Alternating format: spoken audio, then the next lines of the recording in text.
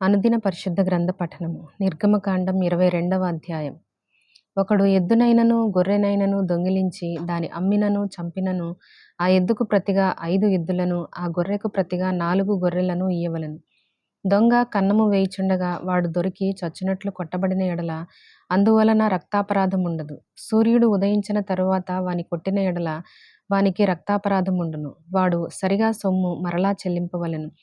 వానికేమీయూ లేకపోయిన ఎడల వాడు దొంగతనము చేసినందున అమ్మబడవలెను. వాడు దొంగిలినది ఎద్దైనను గాడిద అయినను గొర్రె అయినను సరే, అది ప్రాణముతో వాని యొద్ద దొరికిన ఎడల రెండంతలు చెల్లింపవలెను. ఒకడు చేనునైనను ద్రాక్షతోటనైనను మేపుటకు తన పశువుని విడిపించగా ఆ పశువు వేరొకని చేను మేసిన ఎడల అతడు తన చేలలోని మంచిదియు ద్రాక్షతోటలోని మంచిదియు దానికి ప్రతిగా నీయవలెను. అగ్ని రగిలి ముండ్ల కంపలు అంటుకొనుట వలన పంట కుప్పయైనను పంట పైరైనను చేనైనను కాలిపోయిన ఎడల అగ్ని నంటించిన వాడు ఆ నష్టమును అచ్చుకొనవలెను. ఒకడు సొమ్మైనను సామానైనను జాగ్రత్త పెట్టుటకు తన పొరుగువానికి అప్పగించినప్పుడు అది ఆ మనుష్యుని ఇంట నుండి దొంగిలింపబడి ఆ దొంగ దొరికిన ఎడల వాడు దానికి రెండంతలు అచ్చుకొనవలెను. ఆ దొంగ దొరకని ఎడల ఆ ఇంటి యజమానుడు తన పొరుగువాని పదార్థములను తీసుకుననో లేదో పరిష్కారమగుటకై దేవుని యొద్దకు రావలెను. ప్రతి విధమైన ద్రోహమును గూర్చి అనగా ఎద్దును గూర్చి గాడిదను గూర్చి గొర్రెను గూర్చి బట్టను గూర్చి పోయిన దానినొకడు చూచి ఇది నాదని చెప్పిన దాని గూర్చి ఆ ఇద్దరి వ్యాజ్యము దేవుని యొద్దకు తేబడవలెను. దేవుడు ఎవని మీద నేరము స్థాపించునో వాడు తన పొరుగువానికి రెండంతలు అచ్చుకొనవలెను. ఒకడు గాడిదనైనను ఎద్దునైనను గొర్రెనైనను మరి ఏ జంతువునైనను కాపాడుటకు తన పొరుగువానికి అప్పగించిన మీదట అది చచ్చినను హాని పొందినను ఎవడునూ చూడకుండా తోలుకొని పోబడినను వాడు తన పొరుగువాని సొమ్మును తీసుకొనలేదనుటకు యెహోవా ప్రమాణము వారిద్దరి మధ్య నుండవలెను. సొత్తుదారుడు ఆ ప్రమాణమును అంగీకరింపవలెను. ఆ నష్టమును అచ్చుకొననక్కరలేదు. అది నిజముగా వాని యొద్ద నుండి దొంగిలబడిన ఎడల సొత్తుదారునికి ఆ నష్టమును అచ్చుకొనవలెను. అది నిజముగా చీల్చబడిన ఎడల వాడు సాక్ష్యము కొరకు దాని తేవలెను. చీల్చబడిన దాని నష్టమును అచ్చుకొననక్కరలేదు. ఒకడు తన పొరుగువాని యొద్ద దేనినైనను బదులు తీసుకొని పోగా దాని యజమానుడు దాని యొద్ద లేనప్పుడు అది హాని పొందినను చచ్చినను దాని నష్టమును అచ్చుకొనవలెను. దాని యజమానుడు దానితో నుండిన ఎడల దాని నష్టమును అచ్చుకొననక్కరలేదు. అది అద్దెదైన ఎడల అది దాని అద్దెకు వచ్చెను.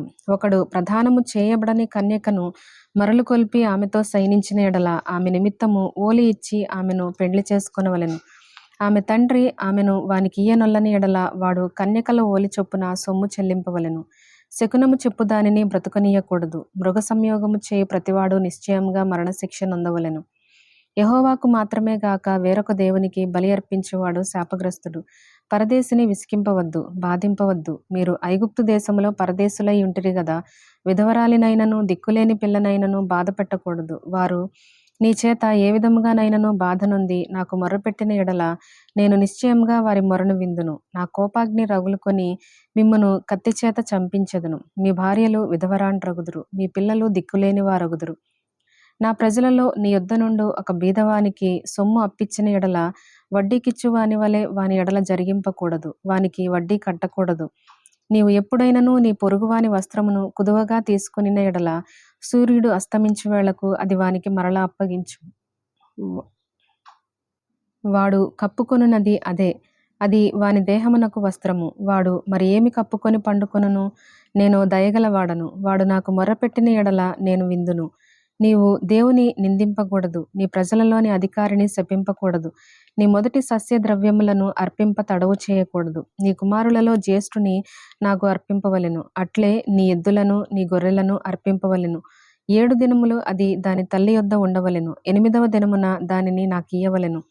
మీరు నాకు ప్రతిష్ఠింపబడిన వారు గనుక పొలములో చీల్చబడిన మాంసమును తినక కుక్కలకు దాని పారవేయవలెను.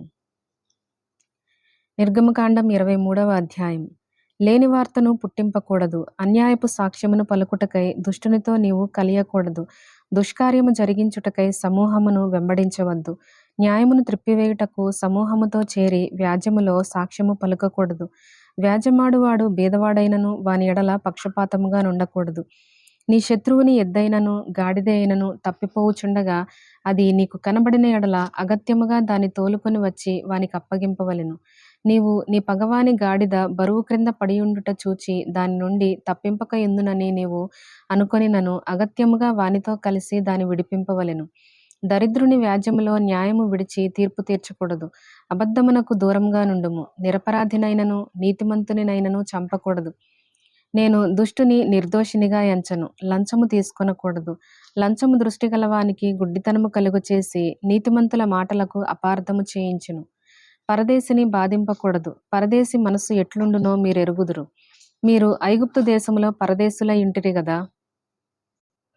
6 సంవత్సరములు నీ భూమిని విత్తి దాని పంట కూర్చుకొనవలెను. 7వ సంవత్సరమున దానిని బీడు విడువవలెను. అప్పుడు నీ ప్రజలలోని బీదలు తినిన తరువాత మిగిలినది అడవి మృగములు తినవచ్చును. నీ ద్రాక్ష తోట విషయములోను నీ ఒలీవ తోట విషయములోను అలాగుననే చేయవలెను. 6 దినములు నీ పనులు చేసి నీ ఎద్దును నీ గాడిదయు నీ దాసి కుమారుడును పరదేశియు విశ్రమించినట్లు 7వ దినమున ఊరకై ఉండవలెను. నేను మీతో చెప్పిన వాటినన్నిటినీ జాగ్రత్తగా గైకొనవలెను.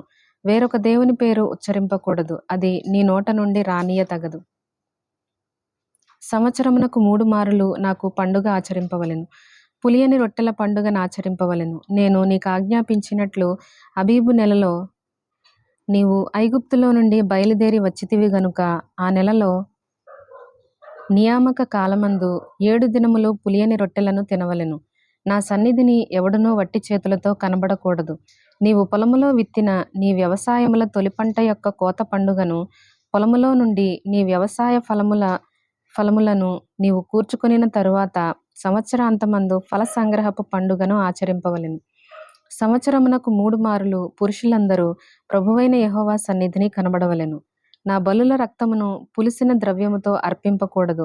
నా పండుగలో అర్పించిన కొవ్వు ఉదయము వరకు నిలువయుండకూడదు. నీ భూమి ప్రథమ ఫలములో మొదటి వాటిని దేవుడైన యెహోవా మందిరమునకు తేవలెను. మేకపిల్లను దాని తల్లి పాలతో ఉడకబెట్టకూడదు. ఇదిగో, త్రోవలో నిన్ను కాపాడి నేను సిద్ధపరిచిన చోటుకు నిన్ను రప్పించుటకు ఒక దూతను నీకు ముందుగా పంపుచున్నాను. ఆయన సన్నిధిని జాగ్రత్తగా నుండి ఆయన మాట వినవలెను. ఆయన కోపము రేపవద్దు. మీ అతిక్రమములను ఆయన పరిహరింపడు. నా నామము ఆయనకున్నది. అయితే నీవు ఆయన మాటను జాగ్రత్తగా విని నేను చెప్పినది యావత్తూ చేసిన ఎడల నేను నీ శత్రువులకు శత్రువును, నీ విరోధులకు విరోధినై ఇందును. ఎట్లనగా నా దూత నీకు ముందుగా వెళ్ళుచు అమోరీయులు, హిత్తీయులు, పెరిజ్జీయులు, కనానీయులు, హివ్వీయులు, యెబూసీయులను వారున్న చోటుకు నిన్ను రప్పించును. నేను వారిని సంహరించెదను. వారి దేవతలకు సాగిలపడకూడదు. వాటిని పూజింపకూడదు. వారి క్రియల వంటి క్రియలు చేయక వారిని తప్పక నిర్మూలము చేసి వారి విగ్రహములను బొత్తిగా పగులగొట్టవలెను. నీ దేవుడైన యెహోవానే సేవింపవలెను. అప్పుడు ఆయన నీ ఆహారమును నీ పానమును దీవించును. నేను నీ మధ్య నుండి రోగము తొలగించెదను. కడుపు దిగుబడినదియు గొడ్డుదియు నీ దేశంలోనూ ఉండదు. నీ దినముల లెక్క సంపూర్తి చేసెదను. నన్ను బట్టి మనుషులు నీకు భయపడినట్లు చేసెదను. నీవు పోవు సర్వదేశముల వారిని ఓడగొట్టి నీ సమస్త శత్రువులు నీ ఎదుట నుండి పారిపోవునట్లు చేసెదను. మరియు పెద్ద కందిరీగలను నీకు ముందుగా పంపించెదను. అవి నీ ఎదుట నుండి హివ్వీయులను, కనానీయులను, హిత్తీయులను వెళ్ళగొట్టును. దేశము పాడై అడవి మృగములు నీకు విరోధముగా విస్తరింపకుండునట్లు వారిని 1 సంవత్సరములోనే నీ ఎదుట నుండి వెళ్ళగొట్టను. నీవు అభివృద్ధి పొంది ఆ దేశమును స్వాధీనపరచుకుని వరకు క్రమక్రమముగా వారిని నీ ఎదుట నుండి వెళ్ళగొట్టెదను. మరియు ఎర్ర సముద్రము నుండి ఫిలిష్తీయుల సముద్రము వరకును, అరణ్యము నుండి నది వరకును నీ పొలిమేరలను ఏర్పరచెదను. ఆ దేశ నివాసులను నీ చేతికి అప్పగించెదను. నీవు నీ ఎదుట నుండి వారిని వెళ్ళగొట్టెదవు. నీవు వారితోనైనను వారి దేవతలతోనైనను నిబంధన చేసుకొనవద్దు. నీవు వారి దేవతలను సేవించిన ఎడల అది నీకు ఉరియగును గనుక వారు నీ చేత నాకు విరోధముగా పాపము చేయింపకుండునట్లు వారు నీ దేశంలో నివసింపకూడదు.